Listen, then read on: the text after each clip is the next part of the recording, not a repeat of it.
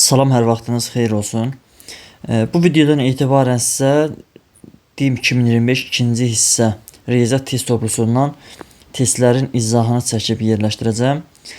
Başlayaq funksiyalar və qrafiklər bölməsindən birinci yarımbaşlığın suallarından. Birinci sualda verilib ki, y bərabərdir 3də 1 x minus 20 funksiyasının sıfırlarını tapın. Hər kəsə aydındır ki, funksiyanın sıfırlarını taparkən y bərabərdir 0 tənini həll etmək lazımdır. Onda 3də 1 x minus 20 bərabərdir 0-a. Buradan x bərabərdir 60 almış olaraq. Deməli, birinci sualda cavab oldu C variantı. Baxaq ikinci suala. İkinci sualda da funksiyasının sıfırlarını tapın deyir. Yenə eyni bir sualdır. Y bərabər 0 olmalıdır. Burada da 9 bərabər 0 alırıq ki, belə bir yəni 9'un 0'a bərabər olması mümkün deyil. Ona görə bu funksiyanın sıfırı yoxdur.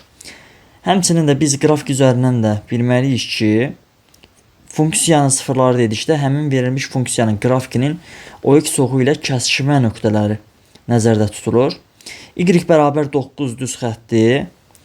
Bu düz xəttdir ki, yəni Y-in 9 nöqtəsindən keçən sabit bir funksiyadır və görürük ki, bu qrafik OX oxu ilə heç bir əlaqəsi yoxdur, yəni onu kəsib etmir. Baxaq üçüncü suala.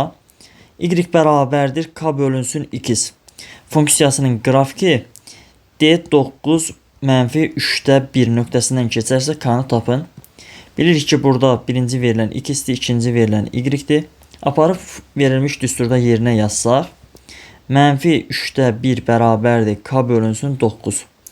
Buradan k bərabərdir mənfi 3 almış olaraq cavab olar A variantı. Sonra dördüncü sualda eyni tipli sualdır. Y bərabərdir k bölünsün x funksiyası. B mənfi 25 5də 1 nöqtəsindən keçir bu funksiya və bizdən k-nı tapmaq istəyir. Aparıb yerinə yazsaq 5də 1 bərabərdir k bölünsün mənfi 25'ə. Buradan k bərabərdir mənfi 5 almış olaraq. Sonra 5-ci sual. 5-ci sualda k-nın hansı qiymətində y bərabərdir k minus 2 bölünsün x funksiyasının qrafiki A mənfi 3 mənfi 7 nöqtəsindən keçər. Yenə aparıb x-in yerinə mənfi 3, y-in yerinə mənfi 7 yazaraq k-nı tapa bilərik. K minus 2 bölünsün mənfi 3'ə. Tənasüb kimi bunu həll etsək, 21 bərabər k minus 2'yə. Buradan k bərabərdir 23 almış oluruq. Sonra baxaq 6-cı suala. Bucaq əmsalı mənfi 0.4 olan xətti funksiyanın qrafiki bu nöqtədən keçirsə, onun tənliyini yazın. Biz bilirik ki, düz xəttin tənliyi, yəni bucaq əmsallı tənliyi y bərabərdir kx plus 5 şəklindədir. Bucaq əmsalı mənfi 0.4'dür, yəni mənfi 0.4'dür. Onda bu tənlik beləymiş, mənfi 0.4 x plus 5 şəklində. Mənfi 2.5 və 2.6 nöqtəsindən keçir. Həmin nöqtəni buradan qeyd edirəm. 2.6. Bu nöqtələrdən keçirsə, aparıb x-in yerinə mənfi 2.5, y-in yerinə 2.6 yazmaqla biz b-ni də tapmış olarıq. Onda verilmiş funksiya olar belə. 2.6 bərabərdir mənfi 0.4 vuraq. Mənfi 2.5 üstə gələk b. 2.6 bərabərdir. 0.4'ü 2.5'ə vurduqda 1 alarıq. Üstə gələk b. Buradan b bərabərdir 1.6 tapmış oluruq. Verilmiş yuxarıdakı düsturda yerinə yazsaq, olar belə y bərabərdir mənfi 0.4 x, b-nin də yerinə 1.6 yazmış oluruq. Cavab olur C variantı. Sonra baxaq 7-ci suala. Funksiyalardan hansı xətti funksiyadır? Aydın məsələdir ki, xətti funksiya olması üçün verilmiş funksiyanın düsturu formulu y bərabər kx plus 5 şəklində olmalıdır. Bu da ki, Y variantında verilibdir. Sonra 8-ci sual. Qrafikə görə xətti asıllığı müəyyən edin. Y bərabərdir. Bu koordinat başlanğıcından keçdiyinə görə kx şəklindədir. Və k da bilirik ki, tangens alfadır. Burada k bərabərdir. Alfa 60 dərəcədir deyə tangens 60 dərəcə olur. Tangens 60 dərəcədə kök altında 3 qiymətini alır. Aparıb yerinə yazsaq, y bərabərdir kök altında 3 x funksiyasını almış oluruq. Deməli 8-ci sualda cavab olur E variantı. Sonra 9-cu sual. Qrafika görə xətti asıllığı müəyyən edin. Burada da y bərabərdir kx şəklindədir. Koordinat başlanğıcından keçir. Və k bərabərdir tangens 120 dərəcə lazımdır bizə. Tangens 120 dərəcə ikinci Ruben buzağıdır və orada tangens mənfidir. Deməli biz bunu tangens 60 dərəcə yaza bilərik. Buradan da mənfi kök altında 3 almış oluruq. Aparıb yerinə yazanda y bərabər mənfi kök altında 3 x funksiyasını tapırıq. 10-cu sual. Xətti funksiyasına görə k və b-nin işarəsini müəyyən edin. Biz bilirik ki, verilmiş funksiyanın y kəsmə nöqtəsi b-ni bildirir. Burada y-in mənfi hissəsinə düşdüyünə görə b kiçikdir 0 alırıq. Və k da verilmiş funksiyanın o x oxundan olan bucağını, yəni yaratdığı bucağı bildirir. Burada iti bucaq olduğuna görə onda belə çıxır ki, k böyükdür 0-dan. K böyük 0, b də kiçikdir 0-dan. Cavab olur B variantı. 11-ci sualda bucaq kör bucaqdır. Kör bucaqda bilirik ki, tangens mənfi qiymət alır. Ona görə k-sı mənfi olmalıdır. Yazırıq k kiçikdir 0. B-ni, yəni y-i müsbət yerdə kəsdiyinə görə b də böyük 0 olmuş olur. B-si böyük 0, k-sı mənfi olan D variantıdır. Funksiyanın qrafikinə əsasən k plus b cəmini tapın. Deməli buradan açıq-aşkardır. B 5-ə bərabərdir, çünki y 5 nöqtəsində kəsir. 12-ci sualda deməli k, daha doğrusu b-yə 5 yazaraq qeyd edə bilərik. B 5-dir.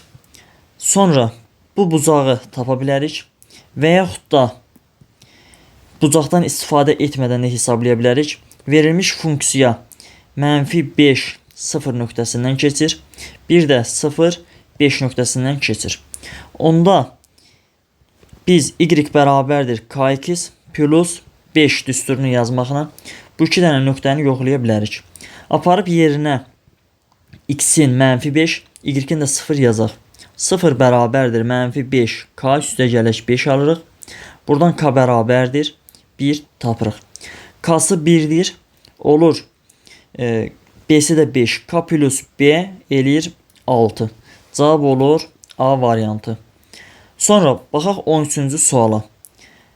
Düz xətt üzərində apsisi ordinatına bərabər olan nöqtənin koordinatları cəmini tapın.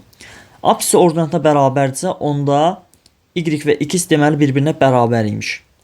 Aparıb yerinə yazsaq, y-in yerinə x qeyd eləyək. Olur belə, x bərabərdir 5-də 3 x üstə gələk 4. Buradan 5-də 2 x bərabər 4, x bərabərdir 10 alırıq. X əgər 10-dursa, onda deməli y 10-dur. Və bunları da toplasaq alarıq 20, cavab olur C variantı. Sonra 14-cü sual.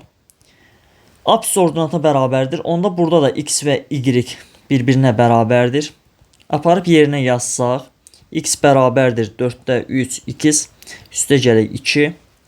Buradan alırıq 4-də 1 x bərabər 2-yə. X bərabər 8 olduğunu görürük. X əgər 8-dirsə, onda y də bərabər 8 qeyd edə bilərik. Və bunların da cəmi eləyir 16. Cavab oldu D variantı. Qrafik hansı funksiyaya uyğundur? Bu y bərabərdir tərs asıllığın qrafikidir. Olur k bölək x və birinci, üçüncü rüblərdən keçdiyinə görə k böyükdür 0-dan. Yəni bu da olur B variantı. Sonra baxaq 16-cı suala. Funksiyanın qrafikləri verilmişdir. K və B-nin işarəsini təyin edin. Deməli, birinci və üçüncü rüblərdən keçdiklərinə görə k böyükdür 0-dan. İkinci və dördüncü rüblərdən keçdiyinə görə B də kiçikdir 0-dan. K-sı böyük 0, B-si kiçik 0 C variantında verilmişdir. Baxırıq 17-ci suala. Funksiyaların qrafiklərinə əsasən k və b-nin işarəsini təyin edin. Burada verilmiş funksiyalardan k iştirak edən funksiyalar ikinci rübdən və dördüncü rübdən keçdiyinə görə k kiçikdir 0-dan. Eləcə də b də 2 və 4-dən keçdiyinə görə B də kiçikdir 0 olmuş olur. Deməli burada cavab olur A variantı. Sonra baxaq 18-ci suala. 18-ci sualda verilib ki, A kiçikdir 0, B kiçikdir 0 və modulda A kiçikdir modulda B-dən. Əgər A da mənfi, B də mənfidirsə, onda biz modul aça bilərik. Onlar mənfi A kiçikdir mənfi B-dən. Onda alırıq ki, A böyükmüş B-dən. Hər tərəfi mənfiyə vursaq. Əgər A B-dən böyükdürsə, sonra da verilib ki, Y bərabərdir AX və Y bərabərdir BX. Funksiyaların qrafikləri necə yerləşmişdir? Biz bilirik ki, birinci funksiyadan yaza bilərik tangens alfa bərabərdir A. İkinci funksiyadan tangens beta bərabərdir B olduğunu bilirik. Əgər A B-dən böyükdürsə, onda tangens alfa da tangens betadan böyük olmuş olur. Əgər tangens alfa tangens betadan böyükdürsə, onda biz bilirik ki, tangens artan funksiya olduğuna görə bunun argumenti, yəni alfa bucağı da beta bucağından böyük olmalıdır. Eyni zamanda alfada, daha doğrusu A da B də mənfi olduğuna görə və burada görürük ki, AX və BX-dir, yəni koordinat başlanğıcından keçdiyinə görə bu ikinci və dördüncü rüblərdən keçməlidir. Deməli, bir funksiyanın qrafiki olsun bu, digəri isə olsun belə. Onda belə çıxır ki, alfa betadan böyükdürsə, onda bu bucaq daha böyük olduğuna görə, biz buna Y bərabər AX olaraq qeyd edə bilərik. Sonra isə bu bucaq daha balaca olduğuna görə buna da Y bərabər BX olaraq yaza bilərik. Deməli, burada cavab oldu E variantı. Sonra baxaq 19-cu suala. 19-cu sualda verilib ki, Y bərabərdir. Daha doğrusu fx sabit funksiyası üçün f1, f3, f9 mənfi 27-dir. Sabit funksiyadırsa biz bilirik ki, f1 bərabərdir onsuz f2-yə, bu f3-ə və s. Bunlar bir-birinə bərabər olmuş olur. Burada f, x yaza bilərik. Yəni x-ə nə qiymət yazırıqsa yazaq, bu funksiyanın qiymətləri bərabər olmuş olur. Onda f1, f3, f9 qiymətləri bərabərdirsə, biz f1 bərabərdir f64 də yaza bilərik. f1 bərabərdir f3 də yaza bilərdik. f1 bərabər f3-ə, bu da bərabər f9-a, bunu da qeyd edə bilərdik. Onda belə çıxır ki, bu 3 dənə eyni qiymətdir. Bunları bir-birinə vurduqda f1-in kubu almış oluruq. Bu bərabər mənfi 27-yə. f1-i buradan mənfi 3 tapmış oluruq. Əgər f1 mənfi 3-dürsə, onda f3 də mənfi 3-dür, f64 də mənfi 3-dür. Cavab olur burada C variantı. Sonra baxaq 20-ci suala. Deməli, 20-ci sualda nə verib? fx bərabərdir a minus 3 x-in kvadratı üstə gələk b minus 4 x üstə gələk 2a üstə gələk 3b. Sabit funksiyası üçün f a üstə gəl b-ni tapın. Sabit funksiya olması üçün bu x-dən asılı olmalı deyil. Yəni onda x-in kvadratının əmsalını 0 yazmalıyıq. A minus 3 bərabərdir 0-a. Buradan a bərabər 3 olduğunu görürük. Sonra x-in əmsalı 0 olmalıdır. B minus 4 bərabər 0, B bərabər 4 almış oluruq. A-nın yerinə 3, B-nin yerinə 4 yazsaq, onda verilmiş funksiya fx bərabərdir 2 vurulsun 3, yəni burada da 3, burada da 4 yazırıq. Üstə gələk 3 vurulsun 4, yəni 6 üstə gəlsin 12 bərabər 18 almış oluruq. F a üstə gəl B, yəni f7 bərabərdir 18-ə. Cavab oldu B variantı. Çünki bu funksiya sabitdir deyə a üstə gəl b olsa da 18-dir. Yəni f1 də 18-dir. Yəni bayaqki sualla demək olar ki eynidir. Sonra 21-ci sual. Sabit funksiya olarsa k plus f2 cəmini tapın. Verilmiş funksiyanı köçürək. Fx bərabərdir k2 plus 5 5x minus 25. Verilmiş funksiya sabit olduğuna görə k bölünsün 5 bərabərdir 5 bölünsün mənfi 25 olaraq qeyd edə bilərik. Buradan k bərabərdir, mənfi 1 olduğunu tapırıq. Yerinə yazsaq f(x) bərabərdir. Mənfi 2x plus 5, 5x minus 25 olduğunu görərik. Sürətdən mənfi 1'i kənara çıxarsam, x minus 5, məxrəcdən 5'i çıxarsaq, x minus 5 qalar. X minus 5'ləri ixtisar aparsaq, mənfi 5'də 1 taparıq. Yəni, biz buradan k-nı mənfi 1 tapmışıq. K bərabər idi mənfi 1'ə. Bir də f2'ni tapmaq istəsək, f2 bərabərdir mənfi 5'də 1'ə. K plus f2 mənfi 1 çıx 5'də 1. Bu da mənfi 1 onda 2 eləmiş olur. Cavab olar D variantı. Sonra 22-ci sual. Funksiyalarının qrafiklərinin kəsişmə nöqtəsinin koordinatları hasilini tapın.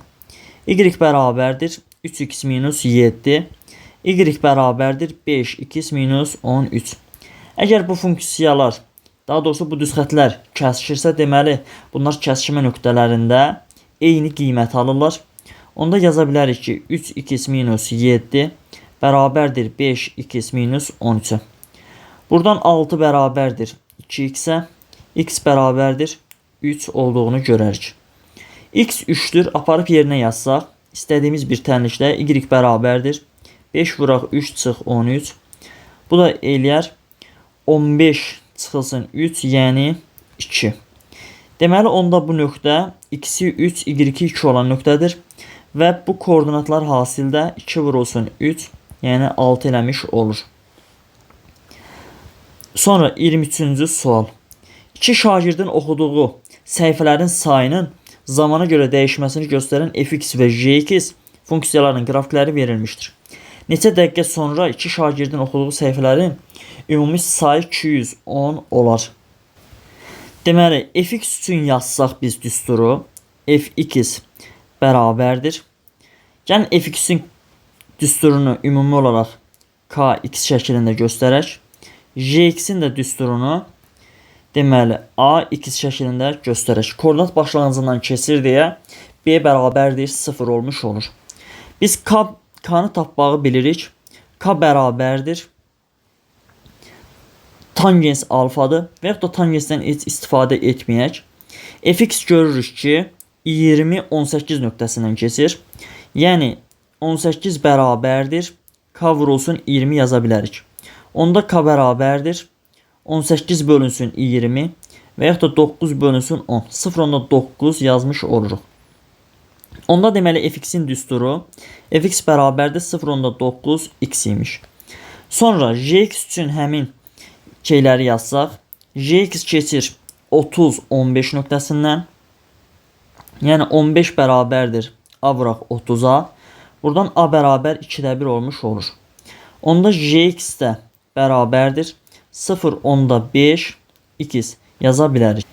Deməli biz aldığımız funksiyalar burada x dəqiqəni göstərir. Səhifələrin sayı isə bu verilmiş fx və gx.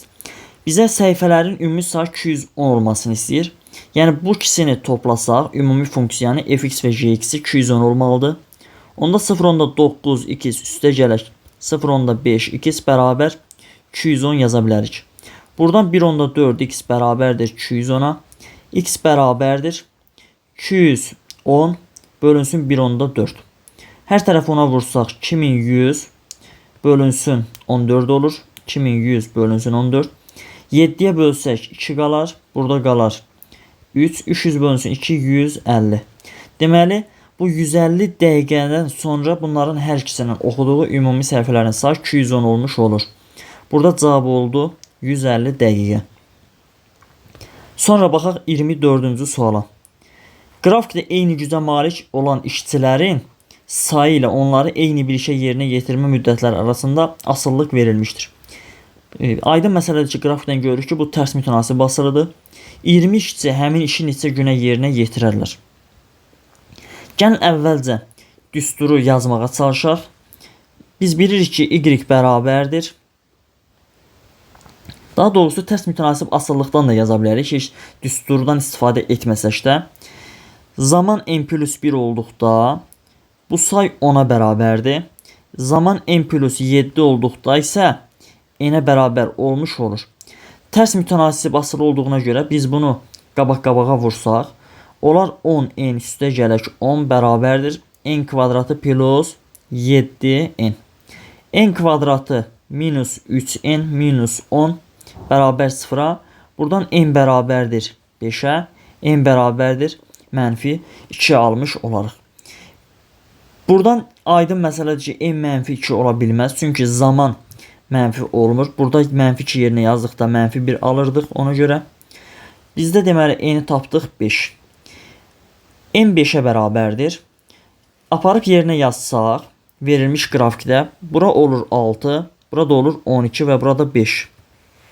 Belə çıxır ki, 6 saat və yaxud da vaxt 10 işçi, daha doğrusu 6 saatımız 6 saat ərzində 10 işçi həmin işi yerinə yetirir.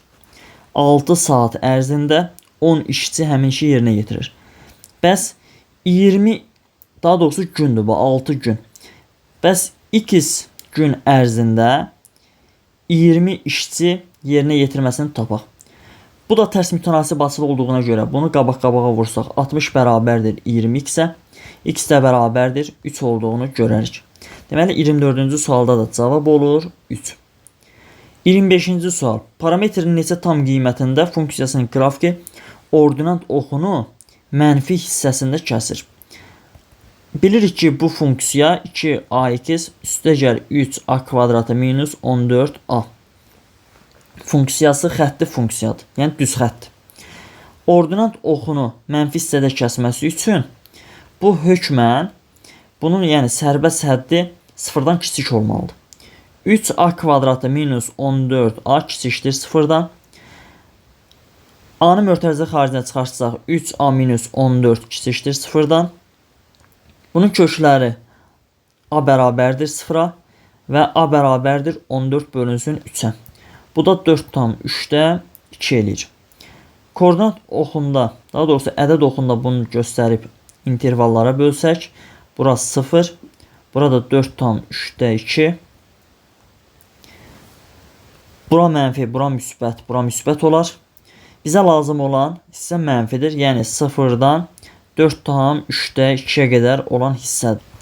Bu intervalda da yerləşən tam qiymətlər 1, 2, 3 və 4-dür, yəni say 4-ə bərabər olmuş olur. Sonra baxaq 26-cı suala. M parametrinin hansı müsbət qiymətində funksiyası sabit funksiyalar? Biz bilirik ki, bu funksiya sabit olması üçün m bölünsün 4 bərabərdir 9 bölünsün m olmalıdır. Buradan m kvadrat bərabərdir 36-ya, m də bərabərdir plus minus 6 olmuş olar. Bizə m-in müsbət qiyməti lazım olduğuna görə cavab olur müsbət 6. Sonra baxaq 27-ci suala. Düz xətlər üçün uyğunluğu müəyyən edin. 27-ci sual. Qrafika koordinat başlanğıcından keçir. Yəni grafikin üzərindədir 0, 0 nöqtəsi. Sonra bucaq əmsalı -1/5-ə bərabərdir. Gəlin bunları bir-bir yoxlayaq. 0, 0 nöqtəsindən keçməsi üçün bu funksiya y bərabər kx şəklində olmalıdır. Bu da üçüncü funksiyadır. Üçüncü funksiyanı sadələşdirsək 2y bərabərdir. 2y bərabərdir -3x-ə. Buradan y bərabərdir -1/5 x almış olarıq. Gəlin biraz bunu düzəldək. Aha, sonra ikinci funksiyanı da sadələşdirsək y, daha doğrusu 3y bərabərdir -3x çıx 1. 3-ə bölsək y bərabərdir -2 minus 3-də 1. Birinci funksiya 3y bərabərdir -2x plus 5-ə. Y bərabərdir -3-də 2x plus 3-də 5. Koordinat başlanğıcından keçirsə, deməli bu üçüncüyə aiddir. Bucaq əmsalı -1/5-ə bərabərdirsə, -1/5-dirsə bu deməli bu da üçüncüyə aiddir. Bura aiddir bir də B. Qrafik 1-1 nöqtəsindən keçirsə, deməli aparıb 1-1 nöqtəsini yerinə yazanda ödəməlidir. Bunu A variantında yoxlasaq 1 bərabərdir. mənfi 3-də 2 üstəgəl 3-də 5. 1 bərabərdir 3-də 3. Həqiqətən də 1 bərabər 1 olmuş olur. Deməli, bir nöqtəsindən keçən C variantı birinciyə aiddir. Apsis oxunu müsbət istiqaməti ilə 135 dərəcəli bucağı əmələ gətirir. Yəni K bərabərdir tangens 135 dərəcəyə. Buradan K bərabərdir mənfi tangens 45 dərəcəyə. K bərabərdir mənfi 1 olmuş olur. K-sı mənfi 1 olan ikincidir. Deməli, bura uyğundur. Bir də D variantı. Qrafiki mənfi 1 3-də 2 nöqtəsindən keçir. Aparıb yerinə yazsaq, görək hansını ödəyir. Gəlin ikinciyə yazaq. Y-in yerinə 3-də 2 yazsaq, onlar 3-də 2 bərabərdir. İkisinin də yerinə mənfi 1 yazıram. Olur mənfi 1 çıx 3-də 1. 3-də 2 bərabərdir 1 çıx 3-də 1. Həqiqətən də 1-dən 3-də 1 çıxanda 3-də 2 bərabər olmuş olur. Deməli, ikinciyə bir də E variantı uyğun olmuş oldu. Sonra 28-ci sual. Qrafiki üçün uyğunluğu müəyyən edin. K-sı böyük 0, B-si böyük 0. 28-ci sual. Deməli, K-sı böyük 0, B-si böyük 0. Bu hökmən belə keçməlidir. Yəni, burada itibucaq yaratmalıdır və Y müsbət yerdə kəsməlidir. Bu, birinci, üçüncü rüblərin tən bölənidir, səhvdir. Birinci, ikinci, üçüncü rüblərdən keçir, doğrudur. Deməli, 1-ə uyğundur B variantı. İkinci, dördüncü rüblərin tən bölənidir, səhvdir. İkinci, üçüncü, dördüncü rüblərdən keçir, olmaz. Apsis oxunu müsbət istiqaməti ilə kör bucağı əmələ gətirir, bu da yanlışdır. Sonra, ikincidə verib ki, K-sı kiçik 0, B-si kiçik 0. Yəni, Y mənfi hissədə və kör bucaq yaratmaqla keçməlidir. Yəni, bura kör bucaq olmalıdır. Burada Y mənfi hissəsinə düşməlidir. Bu, ikinci, üçüncü, dördüncü rüblərdən keçir. Deməli, bura bir də uyğundur. D variantı. Sonra verib apsis oxunu müsbət istiqaməti ilə kör bucağı əmələ gətirir. Doğrudur. Burada bir də olur E variantı.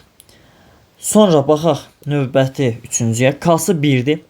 K 1-dir, B də 0. Onda bu Y bərabərdir. K-sı 1-dirsə yazmayaq. X üstə gələk 0. 0-da yazmayaq. Y bərabərdir. X düz xəttidir ki, onda bu birinci və üçüncü rüblərin tən bölənidir. Birinci və üçüncü rüblərin tən böləni burada uyğundur A variantı. Baxaq 29-cu suala. 29-cu sualda K-sı kiçik 0, B-si böyük 0. Yəni, X oxu ilə kör bucaq əmələ gətirir və Y-in müsbət istiqamətindən keçir. Deməli, bu şəkildəymiş.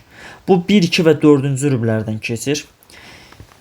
Bu, bura aiddir C variantı və kör bucaq əmələ gətirir. Belə bir variant yoxdur. Sonra ikinci, K-sı böyük 0, B-si kiçik 0.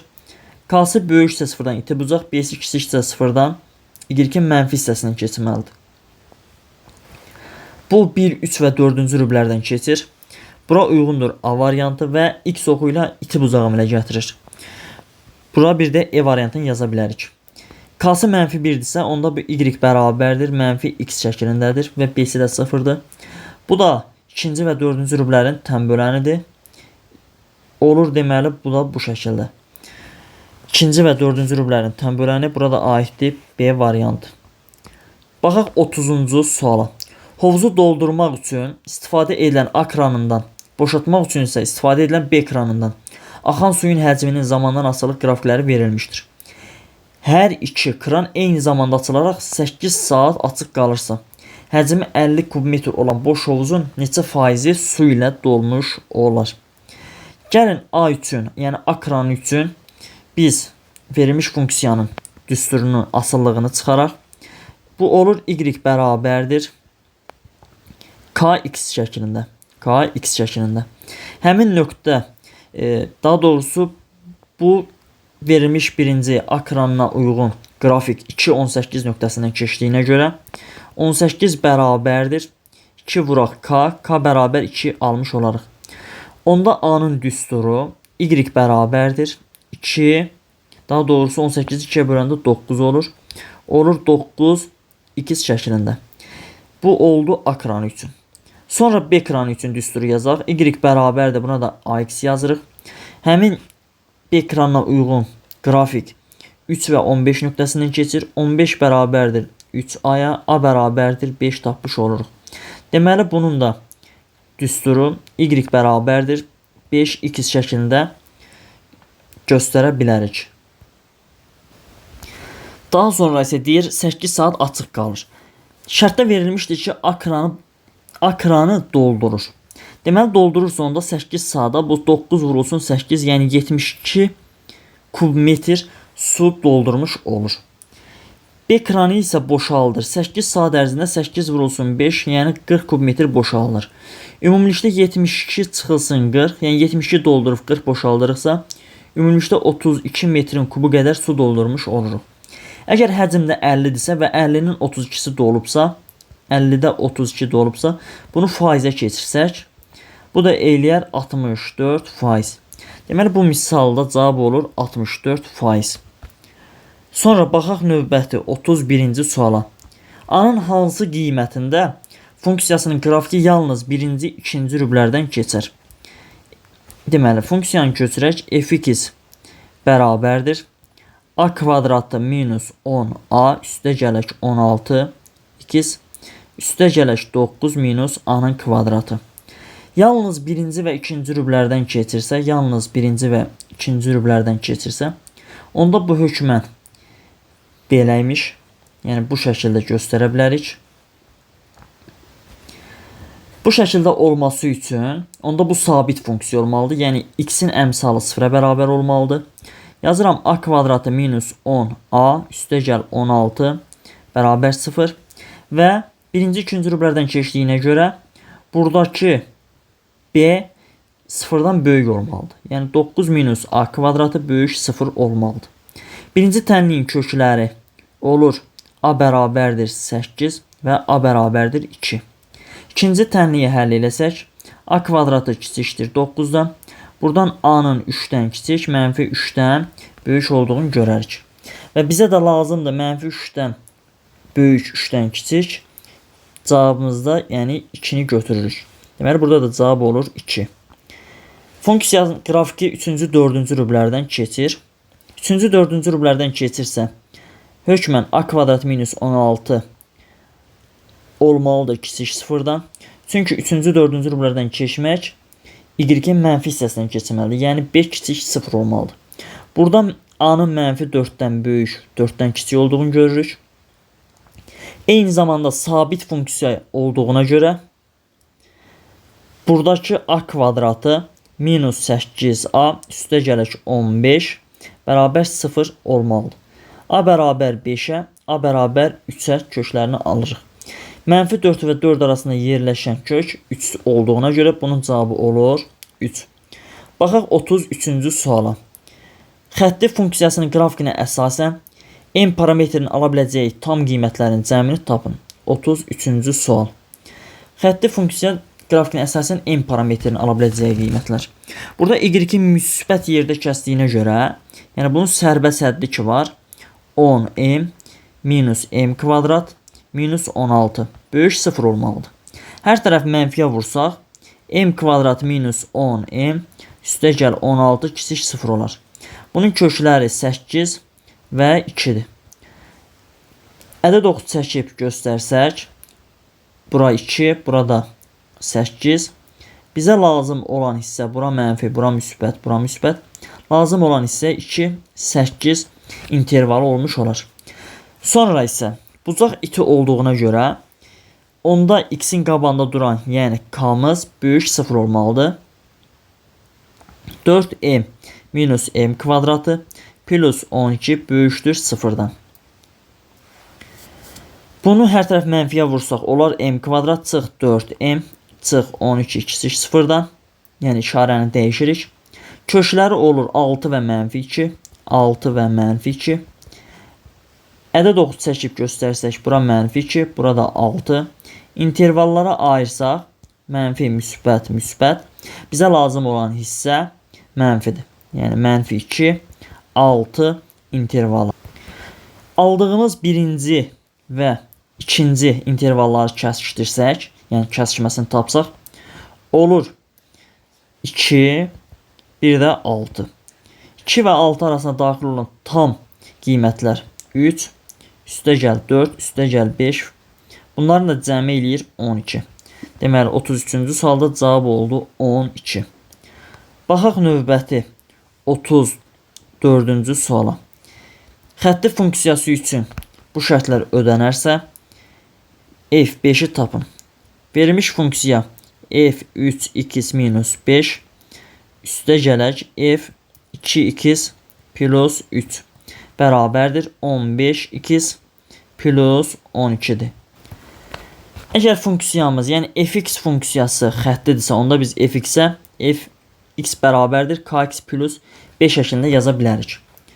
Onda x-in yerinə bir dəfə 3x çıx 5 yazsaq, olar k vuraq 3x çıx 5 üstə gələk b. Bir dəfə də x-in yerinə 2x plus 3 yazsaq, olar k vuraq 2x plus 3 üstə gələk b. Və bunları toplasaq tərəf-tərəfə, alarıq belə f 3x çıx 5 üstə gələk f 2x plus 3 bərabərdir. K-nı ortaq vuruq çıxartsam, alaram 5x minus 2 üstə gələk 2 dənə b. Biz də yuxarıda görürdük ki, bu sol tərəf 15x plus 12-dir. Onda biz bunun yerinə 15x plus 12 yazaq. 15x plus 12 bərabərdir k vuraq. K-nı vurub bunu açsaq, olar belə. Deməli 5kx çıxaq 2k üstə gələk 2b. X-in əmsalına fikir versək, burada 5k-dır, burada 15. Onda yaza bilərik 5k bərabər 15-ə. K bərabər 3 olduğunu görərik. Burada sərbəst hədd 2b çıx 2k-dır. Burada isə 12-dir, bərabərdir 12-yə. K-nın qiymətini 3 bilirik. Olur 2b çıxaq 6 bərabər 12. Buradan da b bərabərdir 9 olduğunu görərik.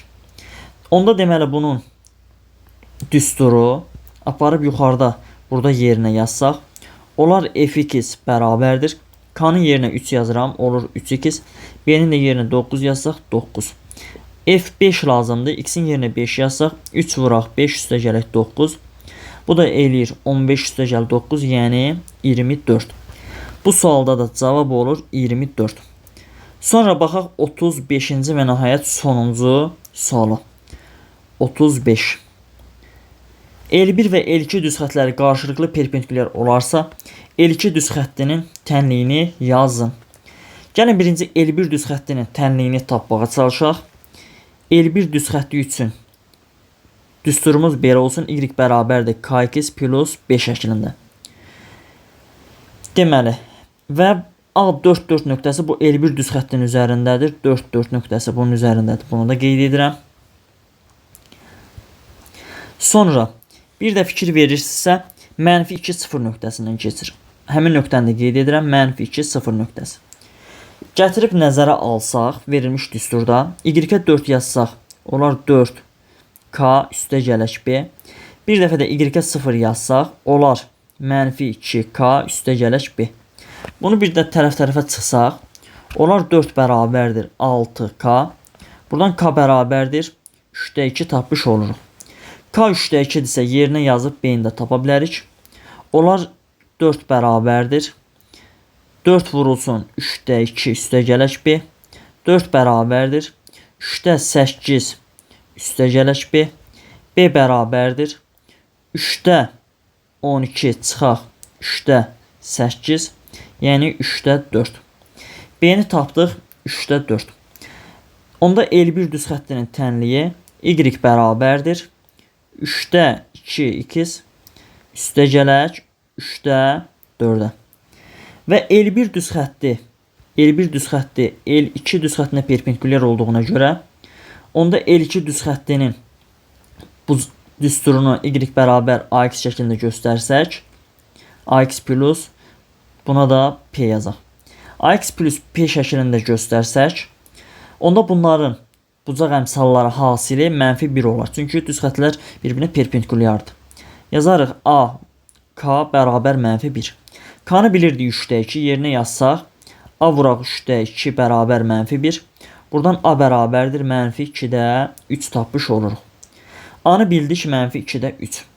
Onda yerinə yazırıq. Olur y bərabərdir mənfi 2-də 3 ikiz üstə gələk p. L2 düz xətti də 4 nöqtəsindən keçdiyinə görə deməli bunu 4 nöqtəsindən keçdiyinə görə gətirib yerinə yazıram. Olur 4 bərabərdir mənfi 2-də 3 vur 4 üstə gəl p. 4 bərabərdir mənfi 6 üstə gələk p. Buradan p bərabərdir 10 tapmış oluruq. Verilmiş, daha doğrusu özümüzün yazdığımız bu düsturda yerinə yazsam, olar y bərabərdir mənfi 2-də 3 ikiz üstə gələk 10. Deməli L2 düz xəttinin də tənliyi y bərabərdir mənfi 2-də 3 ikiz üstə gələk 10 şəklindədir. Belə videoların davamlı olması üçün kanala abunə olub, şərh bölməsində fikirlərinizi bildirə bilərsiniz. Sağ olun, növbəti videolarda görüşənədək.